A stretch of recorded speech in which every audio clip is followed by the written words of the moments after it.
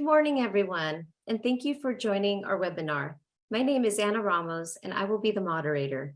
I am the Managing Director and West Coast Regional for Walker Dunlop Small Balance Multifamily Lending Group. I am based in Torrance, California, and have been in the industry for over 20 years. This morning, we're here to talk about how private investors can navigate the current market for 5 to 150 unit multifamily properties. Before we get started, here are some housekeeping details. We've muted all microphones except the panelists, so if you want to ask a question, please submit it with the Q&A feature on the Zoom toolbar. We'll get to as many questions as we can and respond via email to those that we can't answer in the 45 minutes we have together. Now, let's get started by having our panelists introduce themselves. Luke, let's start with you. Hey, all everyone, and thanks for joining today. My name is Luke Erlandson. I am a Senior Director and the Midwest Production Head for the Small Balance Group at Walker Dunlop, based in the Chicago office. I have been in multifamily finance for 15 years, and I specialize in providing clients with non-recourse financing solutions. Wonderful. Matt, how about you?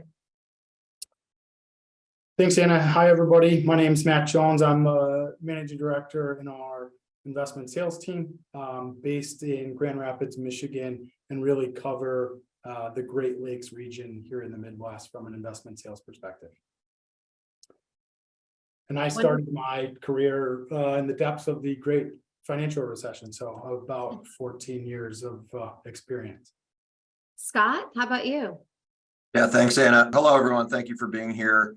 Scott Doyle. I work in our investment sales team in the Mid-Atlantic region, our Bethesda office, which is our national headquarters outside of Washington, D.C.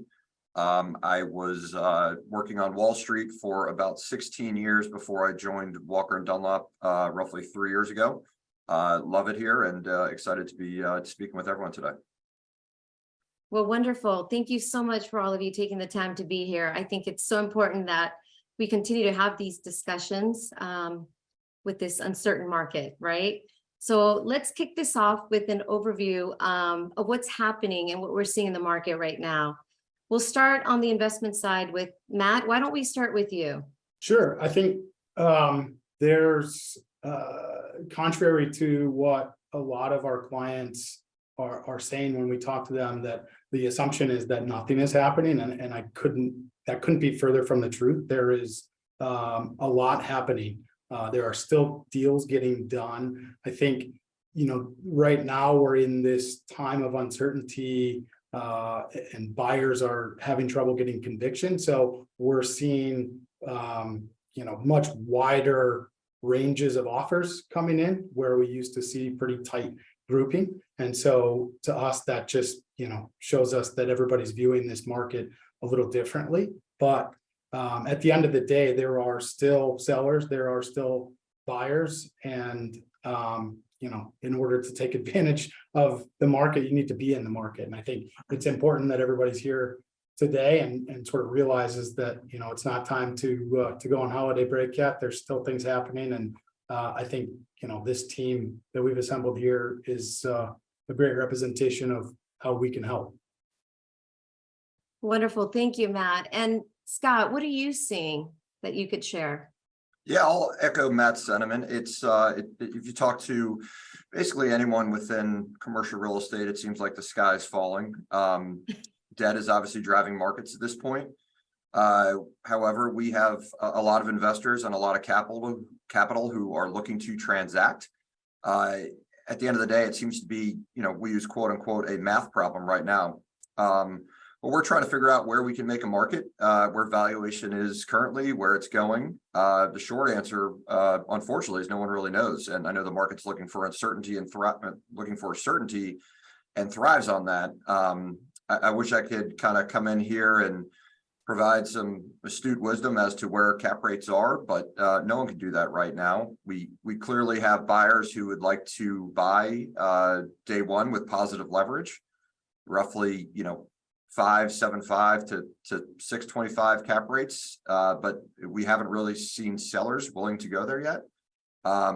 It'll happen. It'll take a little bit of time for the market to play out.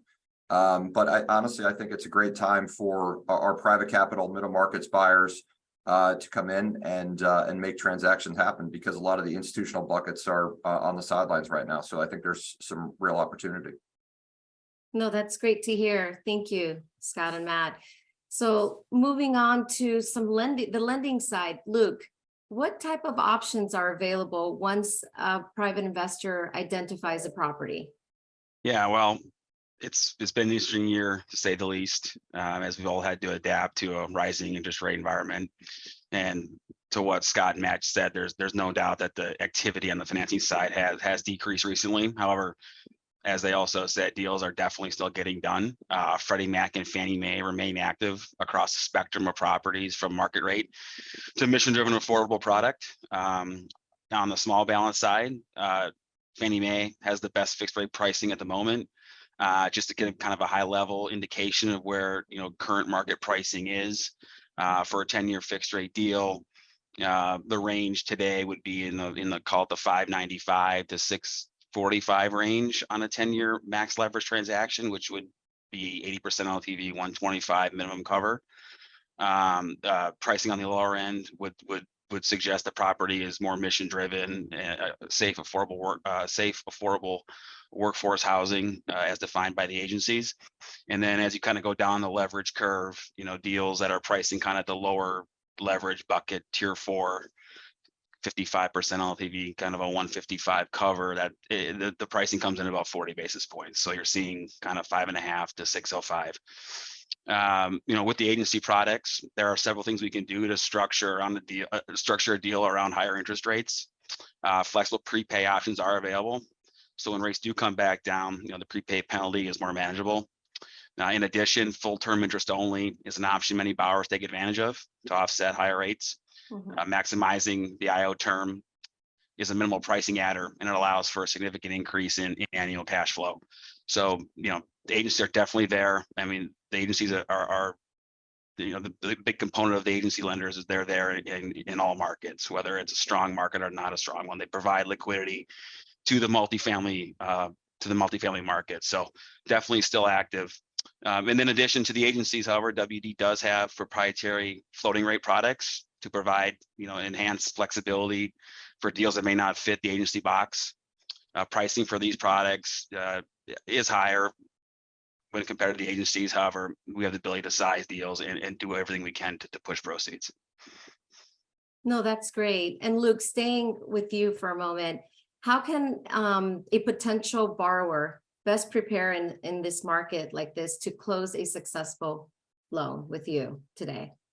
Yeah, I mean, that's a good question. So I mean, the best thing the borrower can do is, at least from a property level in this environment, if they're looking to come in and do a refinance, I would say, do everything you can to, have strong collections and push the rents as much as possible without, having, occupancy be affected too much. And then also try to do everything you can to minimize and cut expenses with the goal of having the highest NOI possible, which will allow us to go in and provide you the best terms, whether it's cash out is your priority, or if IO or pricing is more of a priority. So providing strong financials and positioning the request to us, I think we'll definitely have the ability to execute for you and provide the best product possible.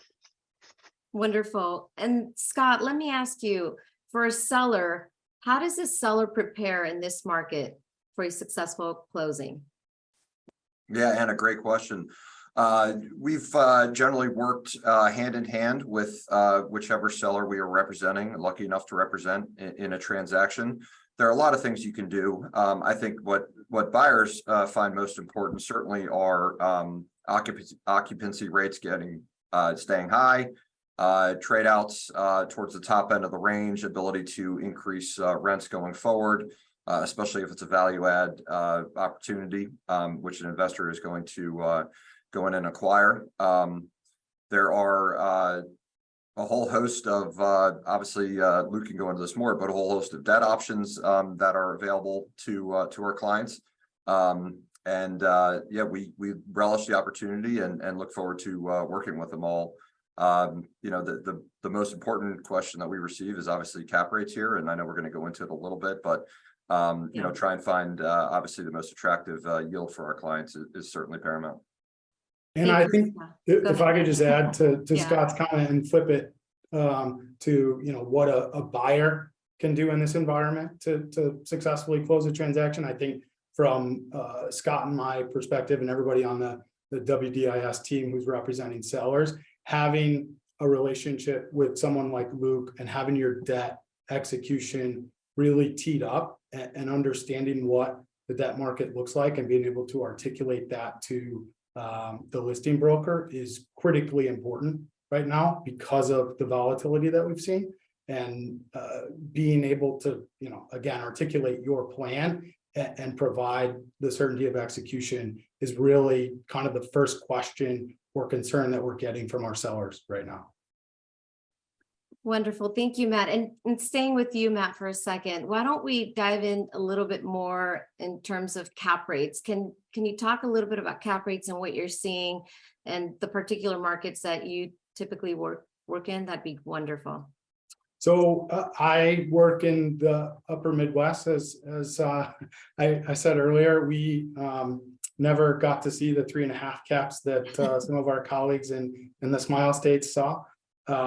I think really cap rate right now is dependent upon the product type. As Scott mentioned, a lot of the institutional, you know, more sophisticated investors are pencils down right now. I think the benefit that a private capital buyer has is they can get conviction around the microeconomics of either an asset or a submarket. So for instance, you know, they may look at a rent roll or operating expenses and have an asset down the road that they can compare apples to apples and see some inefficiencies that maybe the rest of the market can't see, and therefore, you know, pay a lower cap rate. I think to Scott's earlier point, you know, one of the things that we're really not seeing, particularly in the Midwest, is negative leverage. And so, you know, if Luke's quoting, you know, debt in the high 5s, low 6s, the cap rate has to be a little bit higher than that or neutral to that. I think the one thing that we've had going for us across the country really is rent growth. And so you're able to grow your way out of neutral leverage in most cases. And even in some of the more kind of tertiary markets in the Midwest, we're still seeing, you know, 7 to 10% rent growth on lease trade outs. And that's helping people really get some conviction around doing transactions. As I said, we are still doing transactions. So there are people who do have conviction where others don't. So I know I didn't get specific on cap rates there, but to Scott's earlier point, it's a hard thing to pin down at the moment. No, understood. Scott, do you want to talk a little bit about the market you're in and the cap rates and your thoughts? Yeah, I'd love to. So, you know, we're no different than a lot of markets across the country. There's a lot of price discovery at the moment. It's a very fluid situation. I will say that the Mid-Atlantic, and for everyone knows, when I say Mid-Atlantic, it's Pennsylvania through Virginia. So Pennsylvania, Maryland, DC, and Virginia. We do have the crutch of the U.S. government, so there will always be jobs in the area. So we've been a little isolated from the really high growth areas of the Sun Belt, Nashville, Atlanta, Austin, basically anywhere in Florida. We never saw the 30-40% rent growth, but you know, they're going through a hard time right now, and we're staying pretty consistent around 3 to 5%. So we like to joke internally in our office that it's, you know, quote unquote, the Mid-Atlantic's time to shine right now. Our team, I can tell you, we have 12 deals out to market right now, and we believe all of them are going to trade. So there are deals still happening, and there's a lot of opportunity out there. In terms of specific cap rates, you know, I'd say for the shiny Class A urban high rise downtown, you're probably looking at around a 4.75. I think for a lot of the investors on this call, somewhere in the, probably about a point higher, 5.75 to 6% range, is where we're seeing cap rates for our middle market and private client investors. I don't think that's going to change much. I tend to be a little bit more positive on inflation in the market than most, but I think that's a pretty good place to start as you're beginning your underwriting. So it's tough out there, but like we said, there are deals getting done, and we're happy to help anyone on the call in order to try and make those work. That's great, Scott. And let me ask you, for the private investor on the call, what is it about you and Matt that could help a seller or a potential buyer in terms of the technology we have here at Walker and the relationship that we have with the prize? Can you talk a little bit about that? I'll take a stab at that. I think I joined Walker Dunlop in January from another large national firm, and I can tell you just the tools that we have at our disposal on the investment sales side and really across all of our business lines, and the collaboration that happens within those business lines is unlike anything that I've ever seen, and really is what drew me to Walker Dunlop in the first place. And so I think, Scott and me and the rest of the investment sales team are on calls constantly, kind of comparing notes with both buyers, seller feedback. And so I think we have a better grasp, not just in our kind of micro markets that we're working in, but really on a national level. And so I think if there are opportunities for us to identify both national trends, regional trends, super specific, sub-market trends, whether that's through GeoFi, Apprise, all the tools that we have at our disposal to help back up or support underwriting, rent growth, not rent growth, the opposite of that. We have all that, and I think we can really uncover value, but also help buyers get conviction around value that they may not otherwise have seen through data. And Anna, if I can just chime in real quick, two more points on top of what Matt was saying, which is excellent. We on the investment sales side, when we broker a transaction and bring in a buyer to a seller, we like to keep the debt, as we say, in-house. So we'll work with Luke or someone else on our debt team to make sure that transaction is as smooth as possible for the seller and the buyer. And secondly, which I think is the biggest advantage of Walker Dunlop being the number one provider of multifamily capital in the world, or in the US, I should say, is our servicing portfolio is roughly $119, $120 billion right now. So when you're underwriting, you get a pretty good idea of where the income is coming from, but we got to look under the hood at expenses really throughout the entire country. And if someone's expenses are off, we check them internally with our servicing portfolio, and really able to dive in and get a deeper look than most other lenders are able to provide. So it's a really nice asset to have, and something that Walker & Dunlop does better than anyone else. Couldn't agree with you more. Go ahead, Luke. Absolutely. I mean, we leverage Apprise in our, again, as Scott said, our large servicing portfolio to really, when a new deal comes in, we leverage them to be sure the terms that we're communicating to a client are deliverable, and putting ourselves in the best position to deliver the best deal possible. But also, I view myself as a financial advisor, not just a guy who originates loans. So whenever a borrower needs market intel on if they're chasing a deal in Matt's neck of the woods in Grand Rapids, I can get them really solid market research information very, very quickly. And a lot of our clients really, that's a huge value add for them when they're just financing a deal, but when they're chasing a deal too.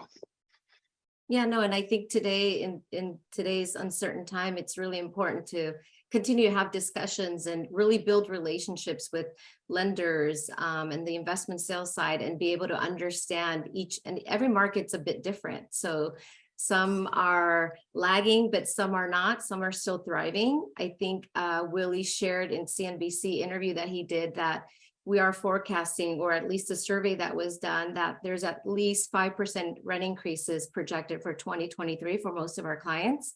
So that's a big win. That's a great outcome. So I think that's really important that we just continue to have these discussions, and for the private investors to, build the relationships, have conversations so that your lender understands, and also your investment sales understands what your plan is and what your exit and what you're looking for in order for them to find the solutions and the right product that works for you.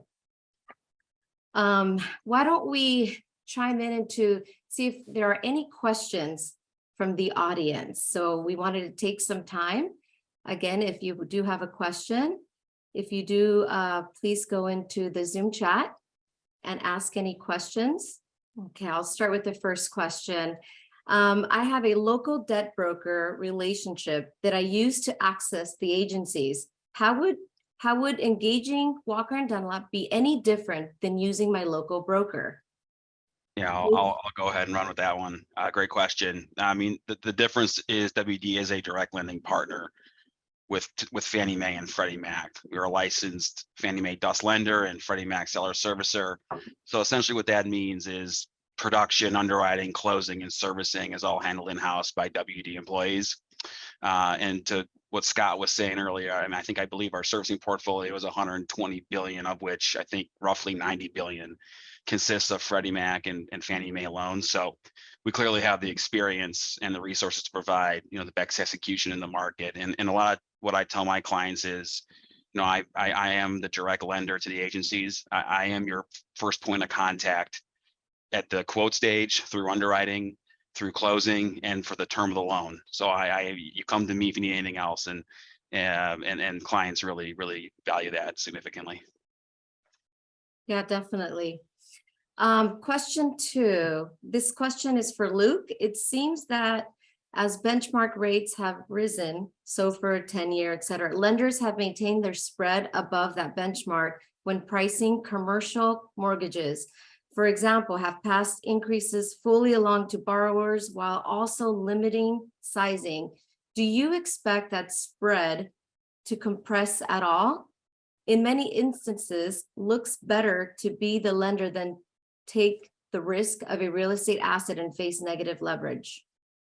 Yeah, well, that's another good question. I mean, I hope spreads come in. I think we're in a situation now where credit spreads are higher, just given the overall market environment. Both Freddie and Fannie have allocations every year that come out, and the hope is, that they put out all the money that's allocated to them. And with that, in the event that the Treasury continues to rise, hopefully there's some pressure to bring spreads in and try to deliver the best rate possible. But it's definitely a different market right now, and everyone's pricing risk differently. And I think that's kind of what's kind of run by surprise, given that the way that people are viewing the risk has changed so drastically and so quickly this year. Yeah, and that's why it's so important to just stay connected and really understand and discuss what the market is doing, at least on a daily basis. Let me go into question 3. What impact does this kind of environment have on investors' preference for looking for deals in best areas over more marginal ones? And maybe, Scott, we can start with you on that one. Sure. Yeah. I mean, the old adage in real estate is location, location, location, and everyone wants to be on Main and Main. When times go bad, certainly the real estate is what you have to fall back on. We have seen a number of clients really done well on their investments in quote unquote tertiary markets.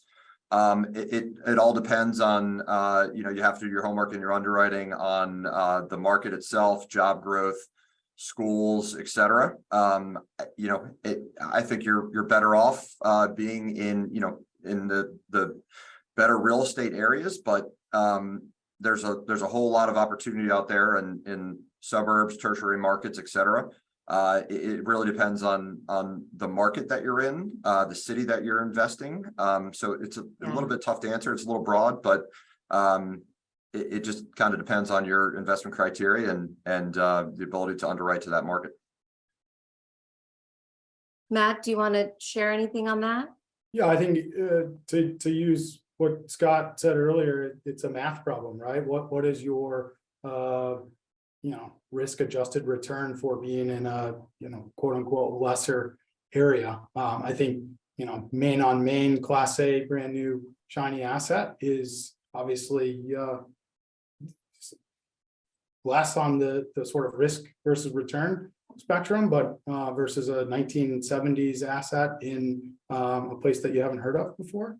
So it really just comes down to what an investor is willing to pay, what kind of risk they're willing to take. And again, I think to Scott's point, there are really great tertiary locations that have a great story to them and maybe have upside. Maybe, in a lot of cases, we've sold deals where it was a mom and pop, developer who built it themselves and ran it and knew everybody in all 150 units and never raised their rents. And so, that 4.5 cap may turn into a 10 cap for a new investor. So I think it's really just comes down to how you underwrite a deal, how you execute on a business plan, and really what risk you're willing to take to be in an area. No, that's great. And staying with both you, Scott and Matt, here's the fourth question, would you be concerned that your cap rate is lower than the interest rate on the loan? What spread do you think is acceptable? Or even you, Luke? I mean, I think this is a question probably for all. Yeah, and I can start if that's all right, because we've been dealing with this a lot recently, and we've seen buyers getting creative with some of their LOIs. To answer the question, it really depends on how much you're willing to stomach. We've seen some groups' investment criteria willing to go a point of negative leverage to 50 bips. It also depends on what Matt was saying. If you have an asset that has a significant ability to increase rents going forward that either has been mismanaged or just hasn't raised rents, that certainly change your outlook. So your out years are going to be, you could buy at a 4.5 and exit at a 10. We have seen, which I found pretty interesting, we have seen a number of groups position their LOIs to say, we are interested in buying XYZ property at XYZ price, call it $10 million for argument's sake. However, we are going to, as a caveat, kind of play around the 10-year. So if the 10-year slides 20 basis points in either direction, up or down, by the time of closing, our transaction price will follow the 10-year, go up if the 10-year goes up, and move down if the 10-year, go up if the 10-year moves down, and down if the 10-year moves up. So a $10 million transaction might be $9 million if we get to a 420 on the 10-year, and $11 million if we get down to 375, whatever it might be. So buyers and sellers are both kind of willing to go through this process a little bit, and it's definitely something we've seen an increase of, at least on our end, really over the past month or so, as these markets continue on their roller coaster ride. Thank you, Scott. Anybody else? Yeah, I think it's really kind of comes down to what your capital bucket looks like and what you're willing to stomach. And again, maybe you have a business plan that you can execute where negative leverage makes some sense. Maybe it's, you're in a pretty substantial exchange and deferring capital gains. I think, especially on the private capital side, there's just a lot of reasons where it's not homogeneous returns like some of the more kind of return profiles like some of the more institutional capital buckets have. Right. No, that's great. Thank you. Question number 5. How much likelihood do you put in increasing default rates on floating rate bridge loans next year, leading to acquisition opportunities? Yeah, I can run with that one. So no doubt about it that the bridge platform, or the debt fund platforms and the banks, were extremely active in 2020, 21, and for the first half of this year in providing value add bridge loans to the market. Very, very aggressive terms. A lot of the acquisition models on those deals, model not only the value add plan and in most cases significant rent growth, but also model to an exit via a perm loan. And most people were probably estimating their exit loan rates to be at a much lower rate than what's market right currently. So And the way I look at that is, yeah, there could be potential for people to come in if some borrowers have problems. But at the end of the day, if those borrowers implemented their value add plan, are on time and on budget, and the rent projections that they were assuming are pan out, they shouldn't have a problem refining out. Now, obviously, the amount of cash out will probably be a lot lower than they were expecting. Right. If the rates are 100 or 150 basis points, 200 basis points higher than what they had in their acquisition model. But yeah, I guess time will tell on that. But I think rent growth, as everyone has been saying on this call, is still there, which is the good news. And Yeah. Luke, I think this is where Walker Dunlop is really able to set ourselves apart from our competitors. We work holistically within the company. So if you, as a client, came to Luke, to myself, or to Matt, we would work kind of across different groups, investment sales, our debt team, to provide the best option. We would go in and underwrite really your opportunity. And as bridge debt and floating debt is rolling off, your mortgage payments could be going up 100, 200, 300 bips. And we would underwrite, provide a BOV for you if you're interested in a disposition, or provide you with new debt terms and let you make the decision, kind of hold your hand through the entire process. But that's something we really pride ourselves on. Yeah. I'll chime in a little bit. I think, because I've gotten this question from quite a few buyers, is, when do you think that there's going to be blood in the streets? And candidly, I think that there isn't going to be. There's so much liquidity and so many buyers who still need to place capital in commercial real estate. And so think about, to Luke's earlier point around having the agencies in our space, it is huge for liquidity. That if you're trying to buy an office building right now, that doesn't exist. If you're trying to buy retail, it doesn't exist. And so unlike the great 2008, 2009, where there was no liquidity and cash was king, that is really not the case this time around. And I think, to Luke's point, there's been enough rent growth and leverage and debt coverage was conservative enough this time around that maybe it's not a cash out refi, it's a cash neutral refi. It's not a hand it back to the lender and the lender, fire sales it type environment. I don't see that happening. I've gotten a couple offers recently with buyers who are writing, 8 and 9 cap offers, and it's just not the reality of the market. I think, again, there's enough liquidity, there's enough people that want to be in multifamily, that it's not going to be, hey, you showed up with a bag of cash and you're the only buyer, like we were in 2008 and 2009. Yeah, no, that's great. And I know that we're talking about multifamily here, but Luke, can you elaborate other asset types that we lend on besides a multifamily 5 units and above? Absolutely. Yeah. I mean, WD is a commercial real estate financing firm. We're a one-stop shop for all property types. So office, retail, self-storage, hospitality, industrial. We have a very large capital markets group here with some very, very strong producers in each market, in a lot of the markets across the country. And we have access to, I believe, roughly 40 life insurance companies that we have correspondent relationships with, that provide non-recourse financing to all property types, not just multi, as well as a lot of producers have bank relationships as well. So multifamily is a predominant property type that we finance here, but we have the ability to finance every property type on a non-recourse basis. Yeah, and I know some folks do focus on manufactured housing as well.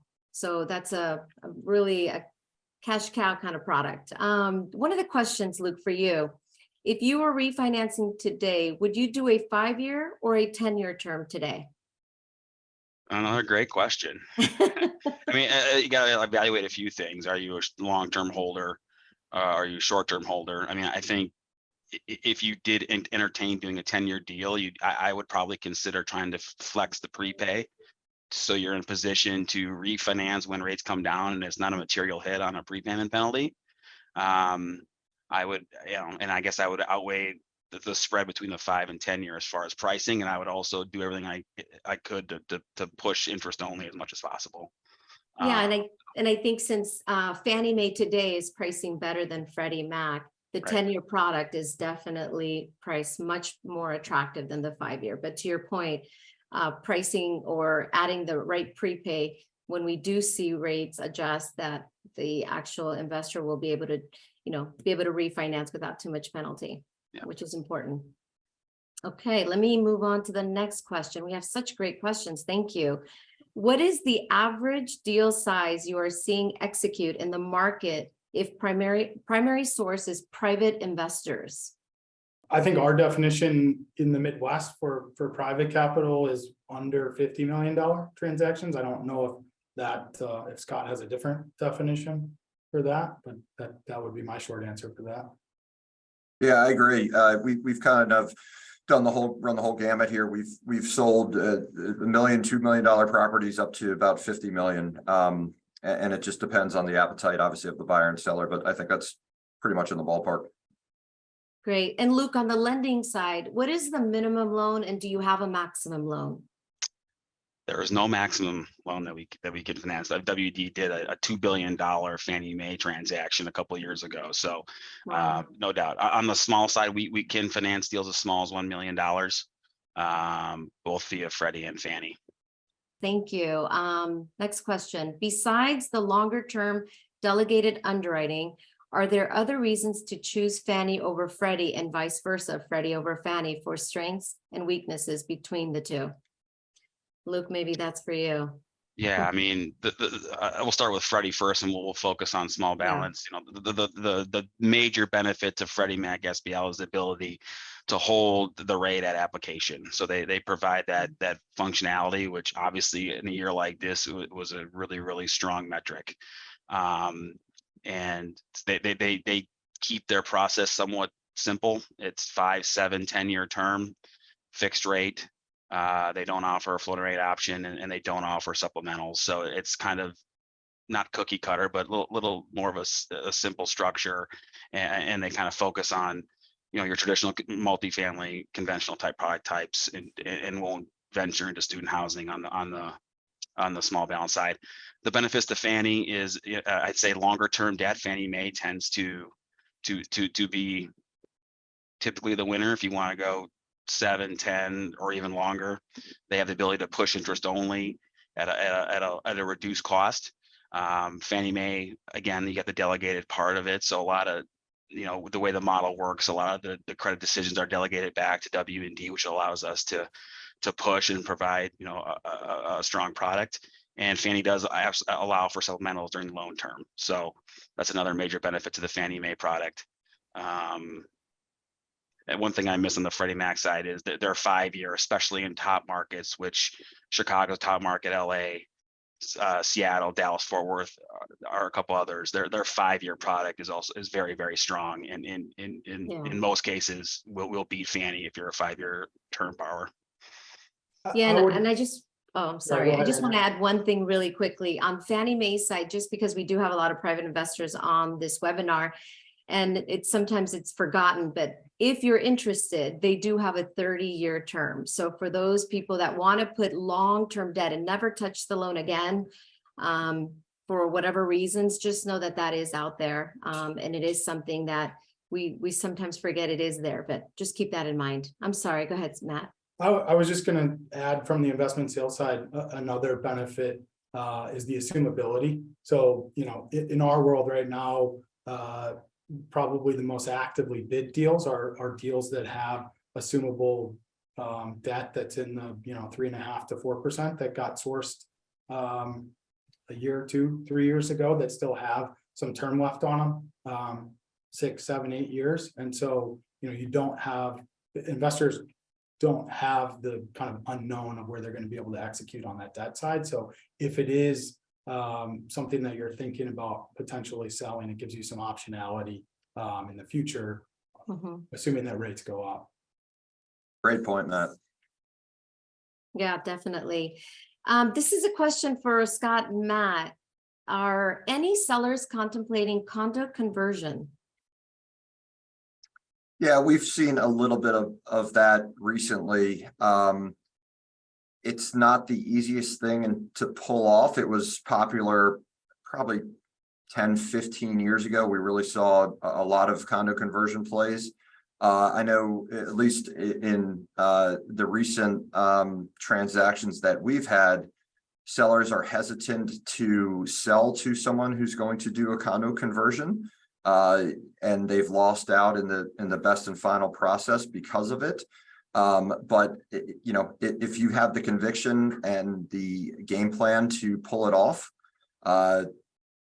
sure, I don't really see a problem with it. It's just not really something that we've run into, or I've run into, I should say, a lot personally. Matt might have a different answer than that, but It's not something that we're seeing a lot of, and I think it will probably become even less of a conversation as, you know, residential mortgage rates go up, and conceivably the buying power of the condo buyer goes down. We have seen, particularly in like Chicago, condo deconversions.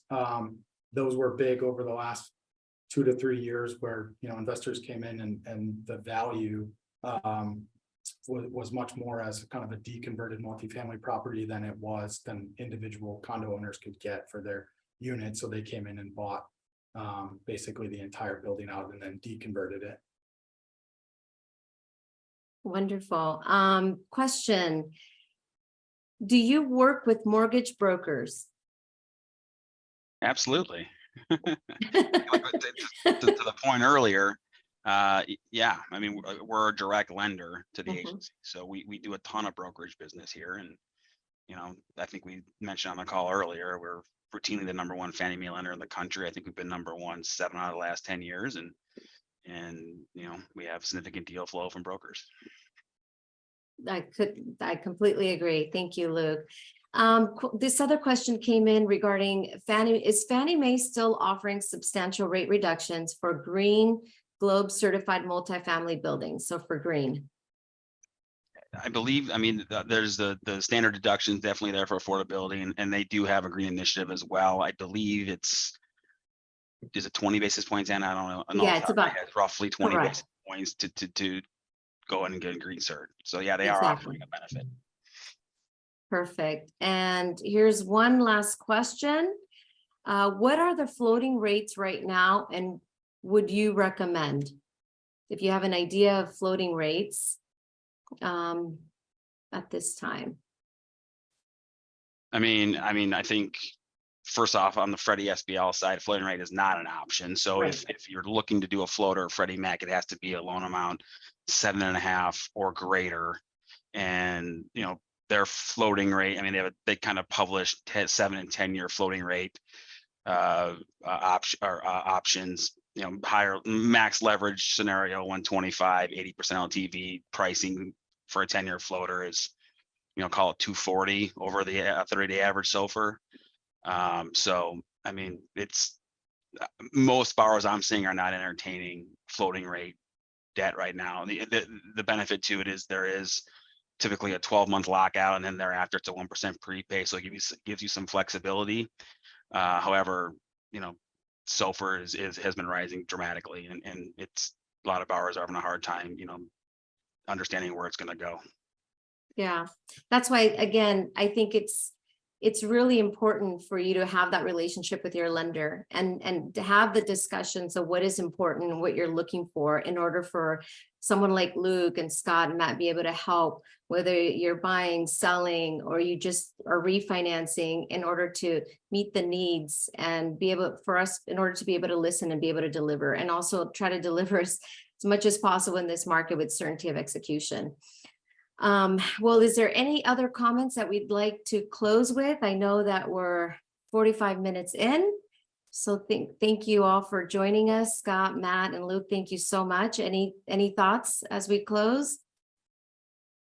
No, thank everyone for joining. Thank you all for joining. There will be blue skies again, so keep your head up.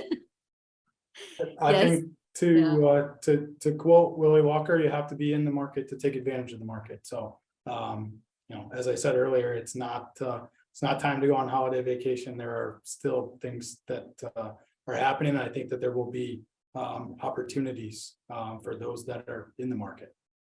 Yeah, absolutely. I would say, deals are getting done, and don't hesitate to reach out to the team. We're a very collaborative group. We're a one-stop shop, both on the debt side and on the investment sales side, and we're here to help you. Yes, and we're here to build a relationship. So thank you so much for joining us, and have a great day, and know that any questions that were not answered, we will respond via email. Thank you so much, everyone.